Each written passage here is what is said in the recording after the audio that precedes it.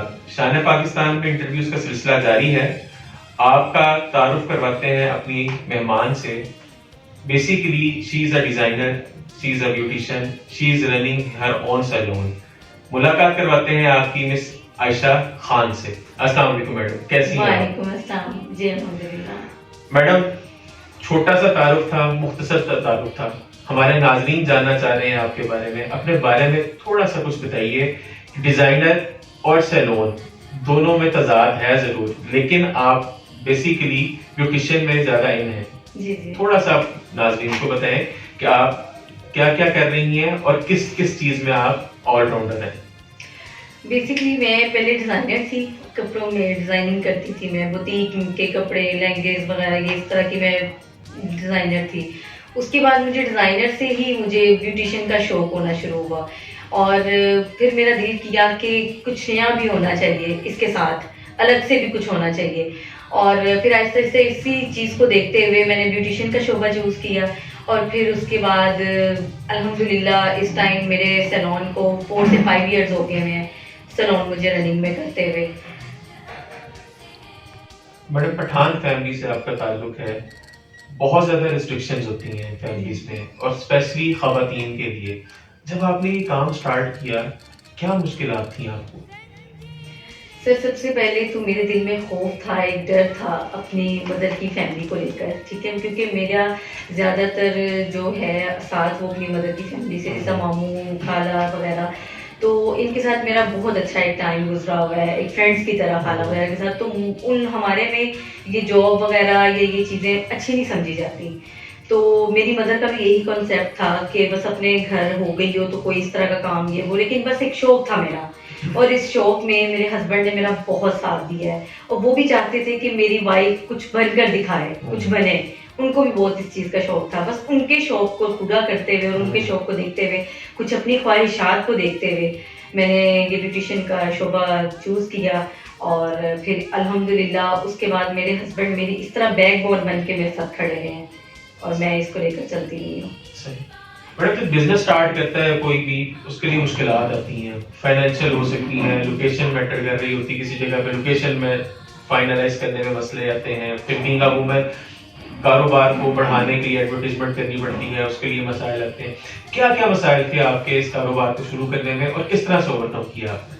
سر دیکھیے, شروع کے دن لے لیں یا اب کی کام لے لیں, مسائل تو ہر کام میں, ہر کام شروع کرنے سے پہلے مسائل تو آپ کی زندگی کا ایک حصہ ہے. اپ اینڈ ڈاؤن تو لائف میں آتا رہتا ہے, ٹھیک ہے. کوئی بھی ہم کام شروع کرتے ہیں یا کوئی بھی ہم چیز لیتے ہیں, اس کے لیے مشکلات سے گزر کر ہی آسانیاں آتی ہیں, ٹھیک ہے. تو جب میں نے بھی یہ کام سٹارٹ کیا تو ورنہ میرے پاس کچھ بھی نہیں تھا, ٹھیک ہے, لیکن میرے شوق اور ایک جذبہ, اور سب سے پہلے نا اگر آپ کوئی کام کرتے ہیں تو اس میں آپ کی نیک نیتی ہونی بہت ضروری ہے, وہ بہت میٹر کرتی ہے. تو میرے مائنڈ میں جو تھا وہ تھا کہ نہیں, میں نے کچھ کرنا ہے اپنے بچوں کے لیے, ان فیوچر ان کے مستقبل کے لیے, اپنے ہسبینڈ کو سیکیور کرنے کے لیے میں نے ان کو لے کر چلنا ہے. تو بس اس چیزوں کو لیتے ہوئے مجھے مشکلات تو خیر بہت زیادہ آئیں, لیکن میرے مشکلات کے ساتھ ساتھ میرے ہسبینڈ نے مجھے حوصلہ دیا کہ نہیں, میں تمہارے ساتھ ہوں, تم جو کرنا چاہتی ہو میں تمہارے ساتھ کروں گا, تمہارے ساتھ چلوں گا. تو یہی بات ہے کہ اگر آج میں اس مقام پر ہوں تو اپنے ہسبینڈ کی وجہ سے, وہ مجھے لے کر چلے, جو بھی مشکلات آئیں میرے ساتھ انہوں نے اس کو شانہ بشانہ کھڑے ہو کر حل کیا. تو شکر اللہ کا, ہر ٹائم اچھے سے اسپینڈ ہو گیا. مشکلات تو آتی ہیں سر, کیوں نہیں, مشکلات کے بعد یہ آسانیاں انسان کے لیے پیدا ہوتی ہیں. کاروبار کے دوران انسان کے لیے ٹائم ایک ایسا آتا ہے جب وہ کہتا ہے کہ یار میں نے سب کچھ کر لیا, سب ایفرٹس کر لی, لیکن مجھے وہ ریٹرن جو میں چاہ رہا ہوں وہ نہیں مل رہا. اس سے انسان فیڈ اپ ہو جاتا ہے. آپ کی اس پورے ٹینیور میں ایسا ٹائم کوئی نہ کوئی آیا ہوگا, اس کو آپ نے اوور کم بھی کیا ہوگا.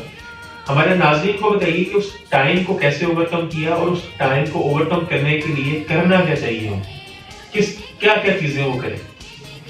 سر پہلے تو دیکھیں, کوئی بھی انسان کام کرتا ہے نا تو اس میں اپ اینڈ ڈاؤن ہو جاتا ہے, ٹھیک ہے.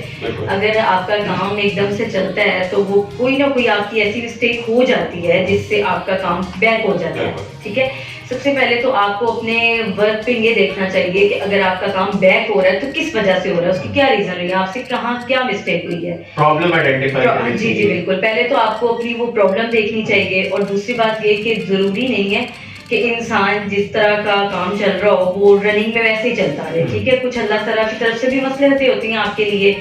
تو میں نے تو اگر آئی ضرور ہے, بالکل ایسا ہوا بھی ہے, لیکن میں نے بس یہی سوچتے ہوئے کہ نہیں, میں نے پیچھے نہیں ہونا.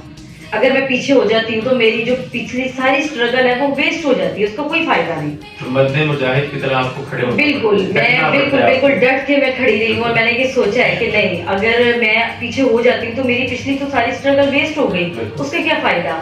میں نے بچوں کو ٹائم بھی نہیں دیا, گھر میں ٹائم بھی نہیں دیا, ساری اسٹرگل سے اگر ایک مقام میں نے پیدا کیا ہے تو اگر میں پیچھے ہو جاتی ہوں تو اس کا کیا فائدہ ہوگا. پھر میں نے اپنے اندر ایک جذبہ پیدا کیا, ایک سوچ پیدا کی, اللہ تعالیٰ کی ہیلپ لی, تو میں نے کہا اللہ تعالیٰ بس, تو پھر الحمدللہ کہ وقت کے ساتھ ساتھ سب بیٹر ہوتا گیا.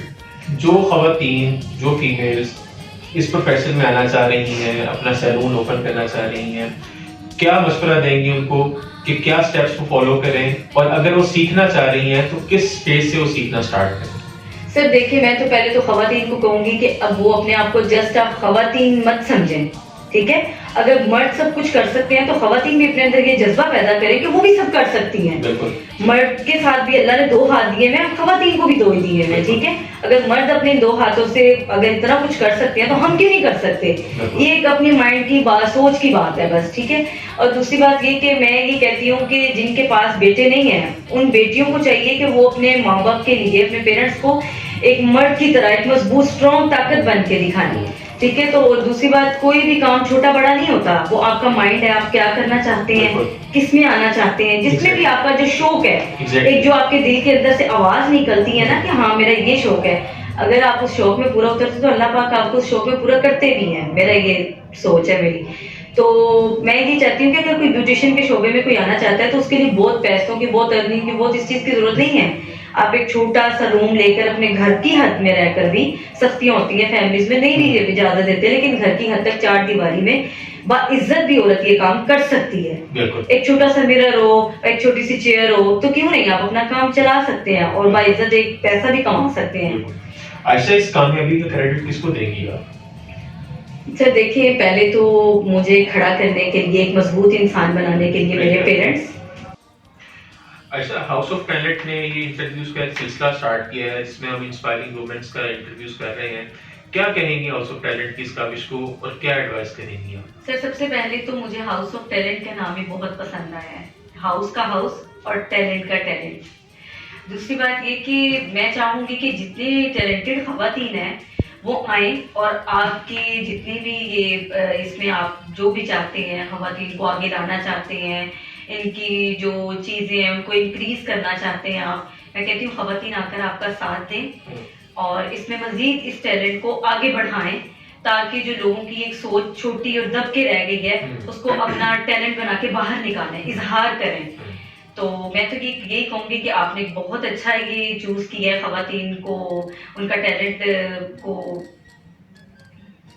کو ابھارنے کے لیے, یہ ایک بہت اچھا آپ نے ڈپارٹمنٹ جی پلیٹ فارم چوز کیا ہے, بہت اچھا. مجھے تو آ کر بہت اچھا لگا ہے, اور میں مزید کہوں گی کہ جو بھی خواتین ہیں وہ آئیں اور یہاں کر اپنا ٹیلنٹ دکھائیں. بہت شکریہ عائشہ آپ کا, آپ نے اپنے قیمتی وقت میں سے ہمیں ٹائم دیا. نیت انٹرویوز کے لیے کسی اور مہمان کے ساتھ, انسپائرنگ وومن کے ساتھ حاضر ہوں گے. تب تک کے لیے اللہ حافظ.